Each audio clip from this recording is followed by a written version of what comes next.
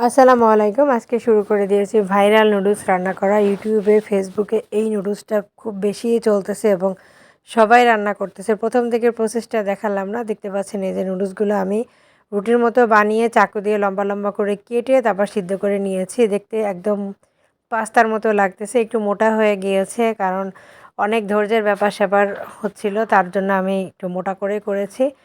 এখন দেখা যাক খাওয়ার সময় কেমন লাগে। এদিকে আমার ছেলে খুব সুন্দর করে একটা ঘর বানিয়েছে ব্লক দিয়ে, দেখতে পাচ্ছেন।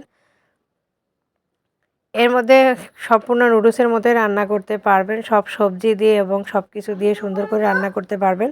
আমি জাস্ট হচ্ছে কোনোরকম আমি জাস্ট একটু ট্রাই করার জন্য কোনোরকম একটা ডিম দিয়েই হচ্ছে নুডলসটি রান্না করতেছি। কিন্তু দেখতে অনেকটা ইয়ামি লাগতেছে। খেতেও আশা করি ভালো লাগবে নুডলসের মতোই।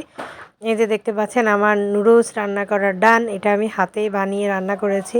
এখন হচ্ছে আমার ছেলের মুখে দিব। আমার ছেলে খেয়েই বলেছে যে এটা অনেক ইয়ামি হয়েছে, খেতে ভালো লাগতেছিল। আসলে খেতে দারুণ লাগতেছিল। যদি একটু আপনারা চাইলে বাসায় এভাবে ট্রাই করতে পারেন। নুডলসটা দেখতে যেমনটা সুন্দর হয়েছে, খেতে মাশাআল্লাহ অনেক সুন্দর হয়েছে। একদম পুরো গরম, গরম নুডলস। আশা করি ভিডিওটি ভালো লেগেছে। ভালো লাগলে লাইক, কমেন্ট করতে ভুলবেন না। আসসালামু আলাইকুম।